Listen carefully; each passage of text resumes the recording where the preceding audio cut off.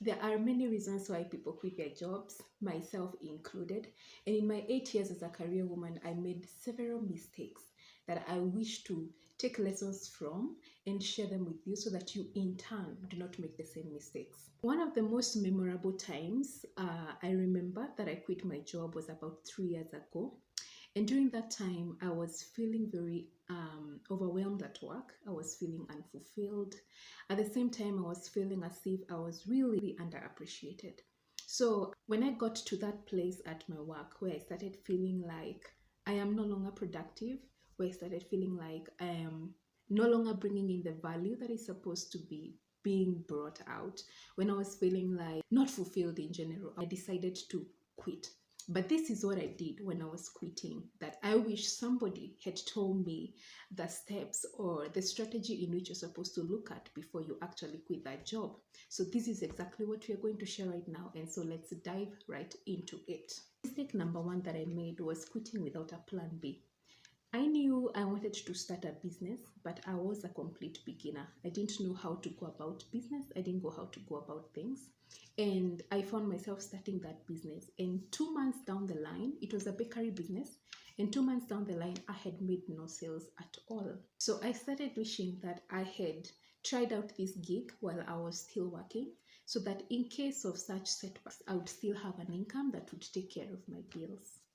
Mistake number two was quitting without an emergency fund that would at least last me for the next 6 months. I quit with the expectation that my business would pick up immediately because I was in the food sector industry, and I encouraged myself that because this is food, people would always eat, therefore I would always have sales at the end of the month. Well, I was in for a great shock. My business was taking away from me, and it was giving me nothing in return. If you're interested in finding out what happened, the mistakes and the challenges that I encountered as a beginner in business, then watch out the video on the link below and you'll find out how exactly that happened and how I overcame. The third mistake I made was quitting without a clarity of vision. You see, at the point when I had decided to quit, I was overwhelmed with these emotions where I really felt I needed to get out of this unhealthy environment. This environment was toxic for my productivity. It was not good for me. It was making me feel unfulfilled. And so those are the thoughts that constantly occupied my mind. And the only thing I wanted to do was to quit. But did I have a clear vision of what exactly I needed to do or how exactly I was going to do things after that? No, I didn't.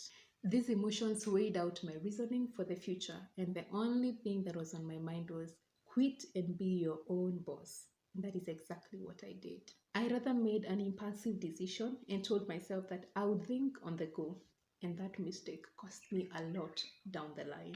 So, what lessons do we deduce from these mistakes? Number one, start accessing your fulfillment at work early enough. Immediately the thought of I should quit this job starts popping. It is a clear indication that you need to put up a very clear what's next plan in place. Lesson number two, start your emergency fund immediately. The truth is, the stability that a job brings can derail us from saving for a later date. In our minds, we don't anticipate that something may happen along the way and you end up losing that job. So be wise and start an emergency plan now. Remember that the Bible gives an analogy of the ants who store up their food in the summer in preparation for the winter. What about us? How about you? How can you be wiser? Lesson number three, you need to have a plan B. That means that whether you're starting at another new place or you already have another already stable source of income, you need to ensure that nothing is affected by your quitting. Bills must continue to get paid, and you need to ensure that you have a smooth transition to the next plan. Lesson number four, don't make impulsive decisions, especially when it is very important and critical decisions. Take your time and ask yourself, is there something that can be done to alleviate my situation at work? Can I talk to someone at work or somewhere else who can actually help me? Or what can I do to ease my state right now as I look for a better opportunity? Lesson number five and the last lesson, speak up. Don't underestimate your voice. Use your voice to stand up for yourself. Nobody else can understand what you're going through more than you. You'd rather say, I tried talking to someone, I tried standing up for myself, but it didn't work, rather than wishing that you had actually talked to the manager first, or you had talked to someone else first who would actually have helped you at that point in time. I hope that these lessons will help you, and they will also prevent you from making the same mistakes that I made.